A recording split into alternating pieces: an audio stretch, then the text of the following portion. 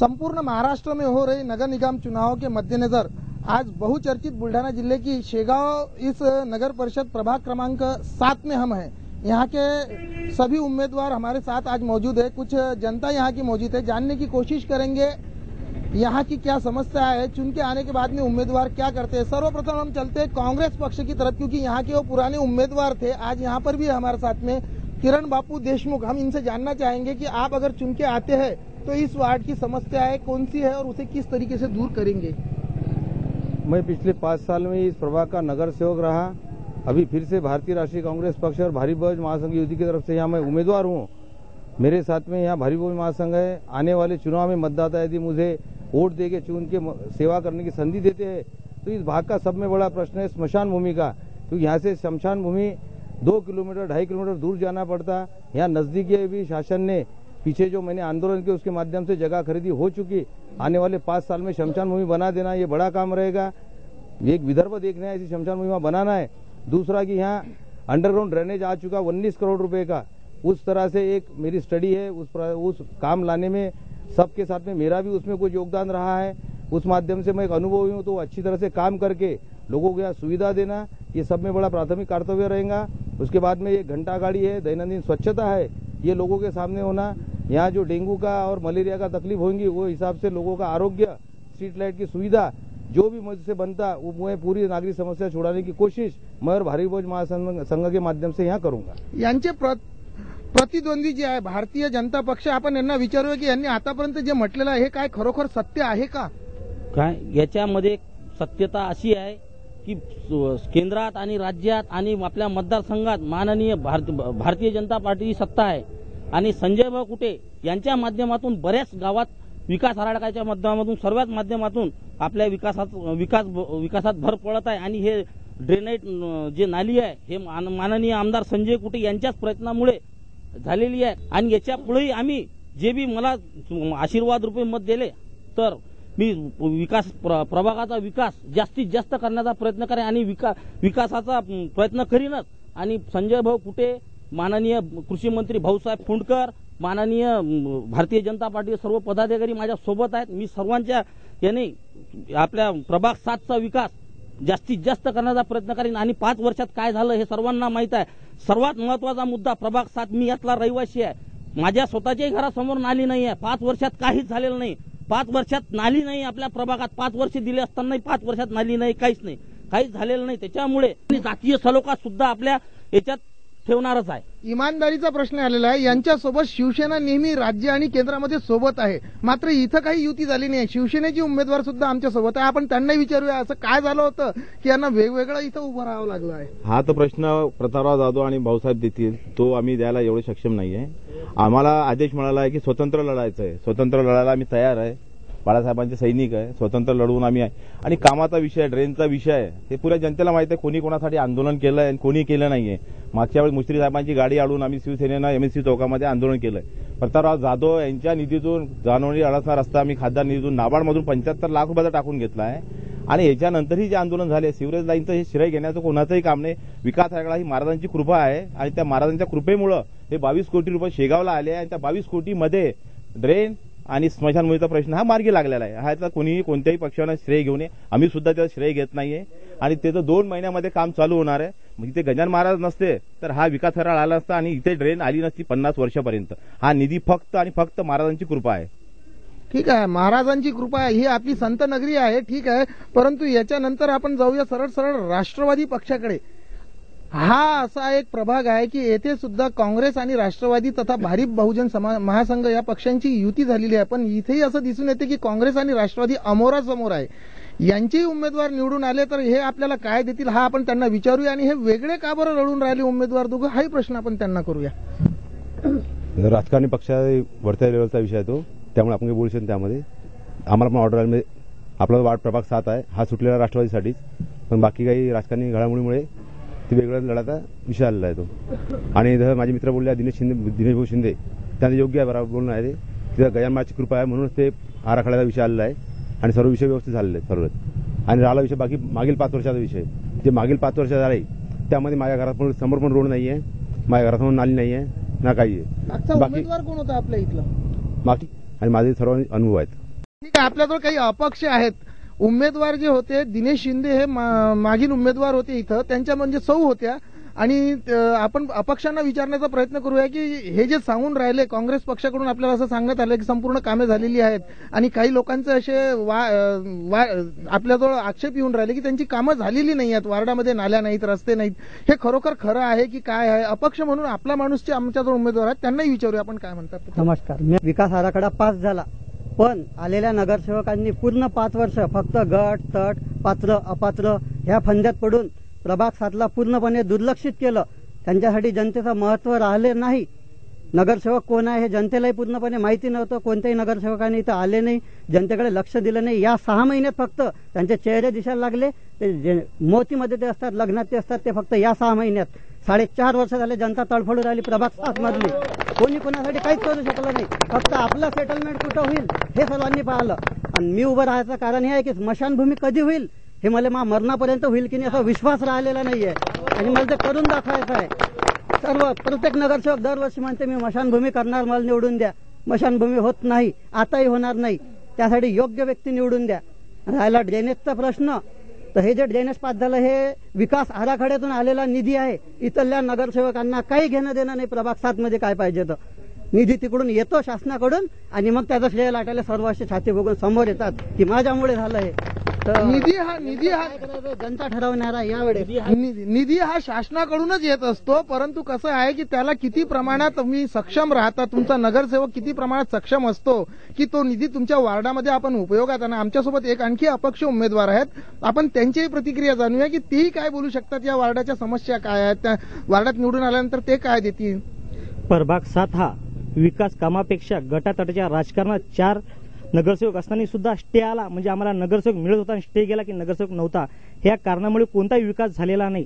ह्या 6 महिन्यात प्रत्येक जण आपापले कामं दाखवत आहे, आम्ही हे केले ते केले, पेपरच्या माध्यमातून जाहिराती देत आहे. त्यामुळे आमच्यासारख्या सुशिक्षित उमेदवाराला याच्यामध्ये उडी घेत नाही जात आहे. याच्यापेक्षा दुर्दैव काय असणार या प्रभागाचं. कोणता उमेदवार होता तो? सर्व विकास काय आहे हे प्रभाग 7 मध्ये आता जनता दाखवून देईल यांना की विकास काय तो.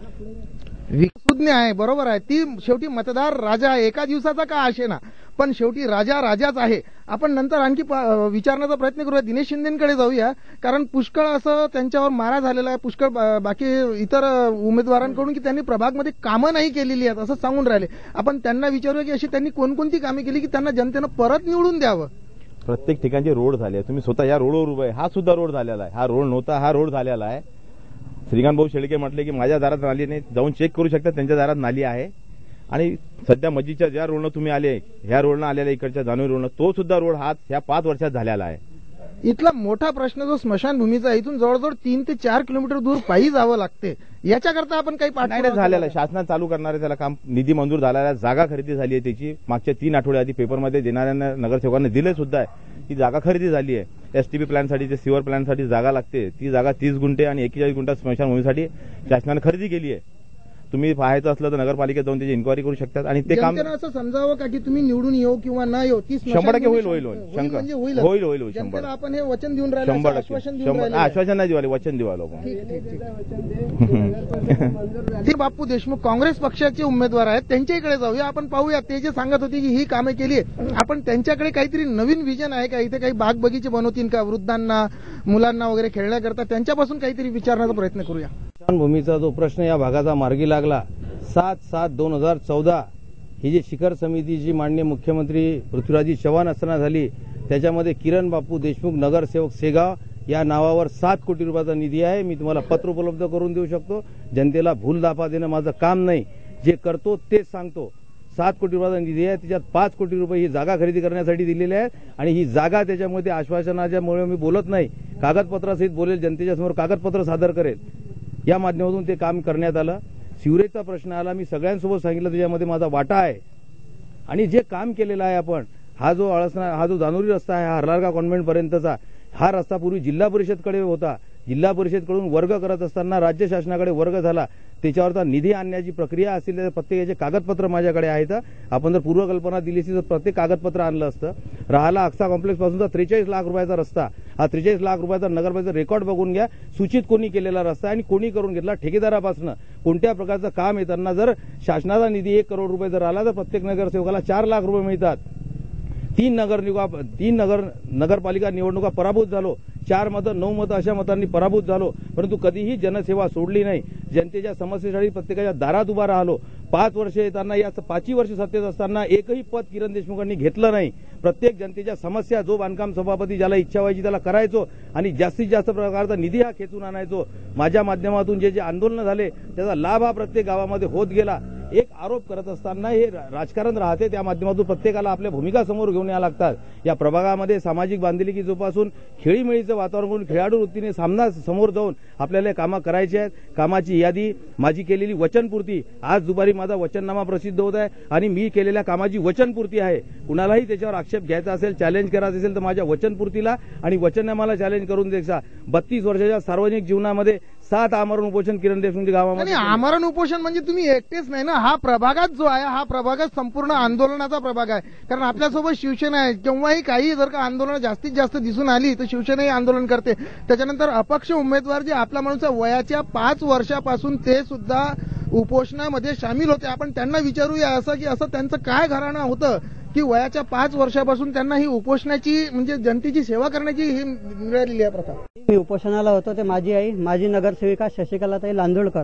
रेल्वे कॉलनीमध्ये पिण्याच्या पाण्याची अजिबात व्यवस्था नव्हती आणि बोरचे जे मशीन असते बोरिंग करायची ती सुद्धा तिथं जात नव्हती त्या काळात.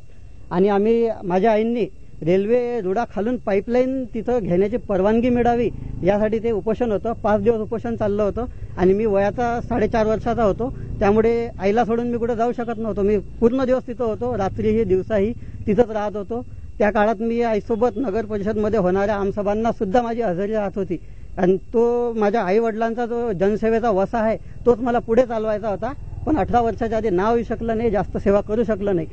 बाकी संघर्ष ग्रुपच्या माध्यमातून रक्तदान, अन्नदान, पुस्तक वाटप जे काही होईल मी जास्त गवगवा न करता सर्व काही केलेलं आहे. कारण राजकारण माझ्या रक्तात आहे, समाजसेवा माझ्या रक्तात आहे आणि मरेपर्यंत समाजसेवा करत राहील कोणत्याही परिस्थितीत. राजकारण रक्तात आहे आणि त्यांच्या शरीरात आहे असं म्हणणं आहे. शेवटी राजकारणी लोक जे आहेत ते आपला जोही म्हणजे बोलण्याचा प्रयत्न असतो तो काही सोडत नाही. ज्यांना जिथं जागा मिळते तिथं ते बोलतातच. आपण हाही विचारूया दिनेश शिंदेंना की यांच्यावर जो आता किरण बापूंनी आक्षेप सांगितलं की हा जो रस्ता आहे हा रस्ता त्यांनी एकट्यांनी आंदोलन नाही करणार, कारण तेही आंदोलनात असायची नेहमी. त्यांनी अशी कोणतं आंदोलन करून तो रस्ता पूर्णपणे केलेला आहे त्या रस्त्याच्या बाबतीत आपण त्यांना विचारूया. माननीय मुश्रीफ साहेब होते राष्ट्रवादीचे, त्यावेळेस त्यांची गाडी आणून आम्ही त्यांच्या ताफ्यासमोर त्यांना सिवरेजचा आणि रोडच्या विषयी बोललो होतो. त्यावेळेस त्यांना केल्यानंतर खासदार प्रतापराव जाधव यांच्या पाठपुराव्याने आणि मी स्वतः पाठपुरावा करून 75 लाख रुपये नाबार्डमधून टाकलेले आहे आणि तो रस्ता करून गेला. त्याचे कागदपत्रही काय असतील तर मी दाखवू शकतो. माझ्याकडून जे निवेदन दिले, आंदोलनाचा इशारा दिलाय ते माझ्याकडे आहेत, ते मी दाखवू शकतो. ठीक आहे, आता आपण पुढच्या प्रश्नावर जाऊया. आपण भारतीय जनता पक्षाकडे जाऊन त्यांना विचारूया काय आपल्या प्रभागामध्ये संपूर्ण रस्ते व नाले झालेली आहेत का? नाही. रस्ते याला कारणीभूत कोण असावं? यांना कारणीभूत सर्वच नगरसेवक ते जबाबदार आहेत. आणि दुसरी गोष्ट, नगर परिषदचा जो फंड असतो तो सुद्धा कमी पडतो. त्याच्यामुळे आता माझ्या पक्षाची म्हणजे नगरसेवक कुठेतरी असक्षमच होते. आणि दुसरी गोष्ट, आता मी जर निवडून आलो तर माझ्या मागे माननीय सुधीर भाऊ मुनगंटीवार महाराष्ट्राचे मंत्री, ते सुद्धा मला मार्गदर्शन म्हणजे त्यांचा सुद्धा निधीचा हातभार लागू शकते. आणि माझे मार्गदर्शक प्रदीप भाऊ सांगळे यांच्या माध्यमातून मी कोणत्या योजना आपल्या प्रभागात गार्डन असेल, वृद्धांसाठी, बालगोपालांसाठी, स्मशानभूमीचा एक नंबरचा प्रश्न राहणार आहे आमचा सर्वात महत्वाचा, आणि नाल्यांचा. आणि विशेष बाब म्हणून आपल्या मुख्यमंत्र्याकडून जो निधी आणला तो संजय भाऊ कुटेंनी विशेष बाब म्हणून आणलेला आहे. त्याचा अर्थ तुम्ही फक्त वरची जी तुमची सत्ता आहे, वरचे जे नेता आहेत त्यांच्यावर अवलंबून राहता. तुम्ही नगर परिषद मध्ये काय करता? नगर परिषद मध्ये आम्ही त्यासाठीच चाललो आहे. नगर परिषदचा तर आम्ही जास्तीत जास्त विकास करू, म्हणजे प्रभागाचा करूच, पण त्याच्या माध्यमातून आम्ही जास्तीत जास्त फंड इथं कसा आणला जाईल, आपल्या प्रभागाचा कसा विकास होईल, कसं आनंद सागर बनीन, आपला वृक्षारोपण म्हणा, गार्डन म्हणा, नाल्या, रोज. आम्ही आपल्याला हे सांगू की आनंद सागर हा एक खूप मोठा प्रकल्प आहे. आमच्या इथे शेगावला एक खूप मोठा प्रकल्प आहे. विदर्भामध्ये सर्वात मोठा प्रकल्प आहे आणि विदर्भातील संपूर्ण जनताच नव्हे तर महाराष्ट्रातील संपूर्ण जनता याला पहिली पसंती देतात. आपण यांच्या काही प्रश्नांचं उत्तर किरण बापू देशमुख यांच्याकडे दिसतंय असं मला दिसून राहिलंय. असं दिसून राहिलंय तरी आपण त्यांच्याकडे जाऊया. या प्रभागामध्ये काम करत या या प्रभागामध्ये काम करत असताना मी या विकासात्मक रस्त्या नाल्यांच्या माध्यमातून विकास केला. त्याच्या व्यतिरिक्त 3 वाचनालय माझे नागरिक समितीच्या माध्यमातून या प्रभागामध्ये सुरू केले. बापूसाहेब, त्या वाचनालयांची परिस्थिती आम्हाला माहिती आहे, अजूनपर्यंत काही आहेत. प्रत्येक वाचनालयामध्ये 9 पेपर आहेत. दुसरा विषय की या प्रभागामध्ये मी 3 गार्डन बनवले, 3 बगीचे बनवले. एक श्रीरामनगर मधला बगीचा बनवला, एक पटवारी कॉलनी मधला तांत्रिक सहाय्य झाली, टेंडर निघेल, आणि एक सद्गुरुनगर मध्ये एक बगीच्यांची संकल्पना मी या गावाला दिली, ज्याच्याकडे कोणाचा आतापर्यंत दृष्टिकोनच नव्हता. माध्यमातून जो विकास साधण्याचा प्रयत्न, या ठिकाणी सर्वांगीण विकास साधण्याचा प्रयत्न केला. भविष्यात पण तो माझा प्रयत्न राहील. मी एक 30 वर्षापासून सार्वजनिक जीवन जगणारा मनुष्य आहे. मतदारांनी चांगल्या प्रकारचा विश्वास देऊन मला पुन्हा संधी दिली. एक चांगला अपेक्षित नागरिकांच्या याच्यावर काम असेल ते मी करून दाखवेल. परत नागरिकांच्या म्हणजे अपेक्षेवर उतरण्याचा करण्याचा प्रयत्न करतील असं म्हणून राहिले ते. आपण आपण स्मशानभूमी, रोड, नाल्या हेच सर्व चालू आहे, हेच आपण ऐकून राहिलो.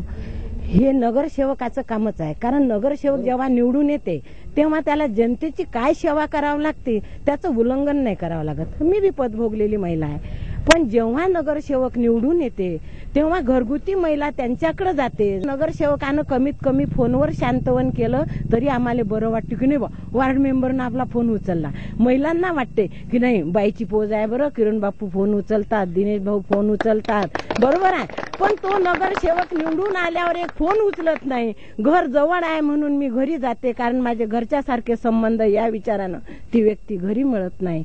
मग या नगरसेवकांना निवडून द्यावं की नाही हा जनतेला जास्त मोठा प्रश्न पडला.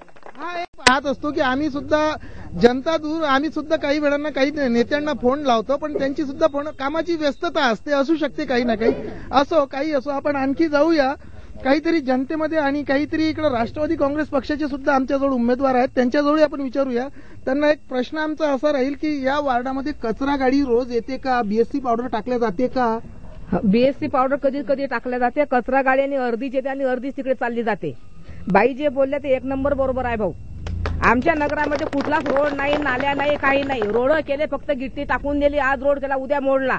कुठला नगरसेवक येऊन बघत नाही. बाई जे बोलले ते खरंच सत्य आहे. आमच्या दारामध्ये लाईट नसतो, सतत जातो आम्ही नगरसेवकाकडे, ते खरंच बोलत पण नाही. आई तुमचं याचं काहीच काम नाही, आम्ही सगळे कामं करतो, पण येत बाकी कोणीच नाही. त्यात काही कमी नाही. हा एक मोठा प्रश्न दिसतोय. महिलांना हा त्रास होऊन राहिला आहे भरपूर, की इथे नाल्या, रस्ते वगैरे नाही आहे. एक महिला आमच्याजवळ अजून उमेदवार आहेत, आपण त्यांनाही विचारण्याचा आपण एकदम खरे बराबर आहेत. कारण की सगळ्यात जास्त काय अडचण असते हे महिलांनाच माहित असते. नाल्यांची, रोडची, कशाची पण. आमच्याकडे तर सुद्धा कचरा गाडी येत नाही, सुद्धा डुकून पण पाहत नाही, आणि नोड पण नाही, काहीच नाही. लाईट पण लागत नाही. लाईट 4 केस सांगू तेव्हा कुठे लाईट लागलेल्या आहेत. होम टू होम घरी प्रचार करून महिलांच्या काय समस्या आहेत, काय नाही हे आम्ही पूर्ण ऐकल्या, आणि म्हणूनच अपक्ष निवडून आणा अशी लोकांना आम्हाला विनंती आहे. त्या कारणानेच आम्हाला विजेचा खांब हे निशाणी मिळाल्यामुळे अंधाराकडून प्रकाशाकडे नेण्यासाठी बरोबर त्यांनी हे आव्हान जरूर करून दिलं की मला माझी ही निशाणी आहे आणि त्याच्यावर मला मतदान करा, मोठ्या भरघोस मताने निवडून द्यावा. काही प्रश्न आता जनतेमधून घेऊया आपण. ते काय बोलतात, नगरसेवक जे होते त्यांच्या विरोधामध्ये काही समस्या आहेत, काय आहेत त्या पाहण्याचा त्या सांगा. तुम्ही तुमच्या समस्या काय आहेत त्या सांगा. आमच्या समस्या या आहे सर की आमच्या इकडे अजूनही काही नाल्या गेल्या, काही वार्डात झालेल्या नाही आहेत, काहीच नाही. नगरसेवक फोन बंद करून ठेवतात. ह्याच आमच्या ज्या कंप्लेंट असतात त्या कंटिन्यूच्या कंप्लेंट आहेत. पण आम्हाला सर या 2 याच्यावर विश्वास आहे. दुर्दशा अशी इथून दिसून येते आहे. प्रत्येक उमेदवाराला जेव्हा फोन केला जातो त्यावेळेस ते फोन उचलत नाही. असे काहीतरी दोष आहेत, काही रोष येतात नागरिकांमध्ये. असा एक रोष निघून येऊन राहिला. आपण तोही प्रयत्न करूया नागरिकांमध्ये जाण्याचा, आणि खरोखर त्यांना विचारूया की यांचा असा कोणता उमेदवारावर कटाक्ष करून राहिले की यांचा कुठे रोष दिसतोय काय. या प्रभागामध्ये भरपूर अशा समस्या दिसून येऊन राहिल्या. कारण हा जो प्रभाग आहे, या प्रभागामध्ये सर्वात जास्त उमेदवार आणि सर्वात जास्त अटीतटीची रंगत दिसून येऊन राहिलेली आहे. काही आमच्याजवळ येथील राहिलेले काही स्थायिक व्यक्ती आहेत, त्यांच्याजवळ आपण प्रश्न विचारूया. तुमच्या काय समस्या आहेत ते सांगा. आमच्या समस्या अशा आहेत की हे जे सर्व नगरसेवक जे म्हणतात ना की सर्व कामं केले, तर तुम्ही तुमचा जो टेलिकास्ट आहे हा पंचायत समितीजवळून पंचशील नगरमध्ये जिथं सर्व दलित वस्ती आहे तिथं एक ईट सुद्धा लागली का एकदा बघून घ्या. आणि जो स्थानिक जो डांबर रोड झालेला आहे ना ते फक्त 2007 मध्ये जे तत्कालीन जे नगरसेवक होते प्रदीप सांगळे त्यांच्या कालावधीतच तिथं कामं झालेले आहेत. त्याच्यानंतर कोण 5 वर्षात एक ईट सुद्धा लावली नाही तिथं. हे एक वास्तविकता आहे. म्हणजे मागील भरपूर दिवसापासून इथे कामं झालेली नाही आहेत असं इथं सांगण्यात येत आहे. म्हणजे जुने काही उमेदवार जे होते त्यांनी इथं कामं केलेली आहेत. इथं आणखी आमच्याजवळ काही व्यक्ती आहेत, त्यांच्याजवळूनही आपण विचारण्याचा प्रयत्न करूया की वार्डामध्ये अशा काय समस्या आहेत. वार्डात समस्या तर काहीच नाही. कारण कारण की याच्या अगोदरही शिवसेनेचे नगरसेवक अविनाश भाऊ दळवे हे जेव्हा होते त्यावेळी जे कामं झाले ते काही रोड अजूनही तसेच आहे, व्यवस्थित आहेत.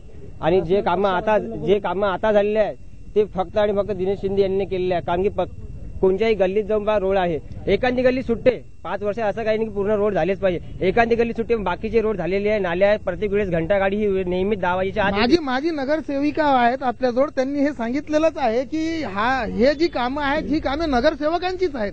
नगरसेवकांनी ही कामं करायलाच हवी आहेत. आणि नगरसेवक असतातच याच्याकरता की तुमच्या ज्या वार्डाच्या प्रभागाच्या ज्या समस्या आहेत त्या नगर परिषदमध्ये जाऊन त्याला सोडवण्याचा प्रयत्न करूया. आपण आणखी आता सगळ्यांनी नाल्याची समस्या सांगितली, पण आमचे जे घरासमोर नाले हे मंजूर झाले, टेंडर निघाले, ठेकेदार त्याला 6 वेळा म्हटलं कारभार हे नाले कधी करशील तू, करील 6 महिन्याला. हे 4 नगरसेवक आहेत आणि मंजूर करून आणले. काय यांनी ते केलंच नाही. ते स्वतः आम्ही कलेक्टरकडून ऑर्डर आणली, काढून ताबडतोब शिवलांनी ऑर्डर केली की पहिलं काम करावं. त्याच्या देखील पत्र माझ्याजवळ. दुसऱ्यांदा आम्ही म्हटलं आम्ही उपोषणाची धमकी देतो, हे करतो, नगरसेवक काय म्हणतात तरी दाबण्याचा प्रयत्न केला जातो. आपण आणखी जाऊया थोडंसं. आमच्यासोबत या प्रभागाचा अभ्यास करणारे 2 पत्रकार सुद्धा आहेत. त्यापैकी आमच्याजवळ एक अंबुसकर. आपण यांना या प्रभागाची म्हणजे राजकीय परिस्थिती काय आहे त्याच्यावर एक थोडंसं वक्तव्य मागूया. शॉर्टकटमध्ये द्यावं आपण. आदरणीय, इथं प्रत्येक पक्षाच्या उमेदवारांनी म्हटलं की आम्ही हे केलं, आम्ही ते केलं, ते साफ खोटं आहे. थोडक्यात सांगायचं म्हटलं ते. आणि जनतेला भूलथापा देऊनच प्रसिद्धी माध्यमांच्या याच्यातून खोटारडेपणा सतत चालू आहे आणि ते लोकांच्या मनावर इतक्या प्रमाणात बिंबवले जाते की ते आता सत्य वाटायला लागलं. त्यामध्ये आमचे पत्रकार सुद्धा फिरून राहिले. आम्ही शेवटच्या 27 तारखेला आपल्याला एक संपूर्ण गावाचा एक एक्झिट पोल सुद्धा देण्याचा प्रयत्न करूया. त्यासोबत आणखी भारिप बहुजन संघाची एक उमेदवार आहे. आपण त्यांनाही विचारूया की त्या जर का निवडून आल्या तर त्या या प्रभागाला काय असं नवीन देतील. नवीन मी इथं या प्रभागाला नाल्या वगैरे बनवून देईन, रोड करून देईल आणि जे प्रभागाचे जे कामं राहतील ते मी पूर्ण करेल. याचा अर्थ या प्रभागामध्ये अजूनपर्यंत पूर्ण रस्ते आणि नाले झालेले नाहीत असं आपल्यालाही वाटते. हो, कमी आहेत. त्याच्यामुळे आपण याला जिम्मेदार कोणाला मानतात? नाही नगर आता कसं चालतच असते, हे राजकारण आहे हे शेवटी. तर मी जर निवडून आली तर मी एवढं काम पूर्ण करेल. आपण निवडून आल्यानंतर खरोखर मनापासून जनतेची सेवा करतो? जनतेची सेवा जरूर करेल मी. ठीक. आता यांनी असा एक आरोप केलेला आहे की ते रस्ते आणि नाल्या वगैरे पूर्णपणे झालेले नाही का? आपल्यालाही अशी परिस्थिती जाणवते का? हो सर, रस्ते आणि नाल्या नाही झालेले आहे आणि हे जर आता आम्हाला निवडून देतील तर आम्ही जास्तीत जास्तपणे कामं करू अशीच आम्ही आपण वृद्ध आहेत, काही वृद्धांकरता काहीतरी नवीन योजना आपल्या मनामध्ये आहे का की आपण जर का निवडून आलं तर काही वृद्धांना? त्या आम्ही महिलांनी सोडवणूक केलेली आहे. नगर परिषदच्या माध्यमातून, बचत गटाच्या माध्यमातून मी स्वतः उभं राहून आमच्या ज्या महिलांचं संघटन आहे या संघटनेच्या माध्यमातून मी ज्या काही समस्या आहेत, लाईटाची आहे, पाण्याची आहे, रस्त्याची आहे, त्याच्यानंतर आपल्या शौचालयाची आहे, हे स्वतः मी त्या प्रत्यक्ष अंमलबजावणी त्याची स्वतः करून या महिलाच्या संघटनेच्या वतीनं पूर्णपणे ते कार्य केलेलं आहे. हे तिथे सिद्ध झालेलं आहे नगर परिषद मध्ये. म्हणजे परत भेटूया. तोपर्यंत पाहत राहा GTPL न्यूज 24 तास.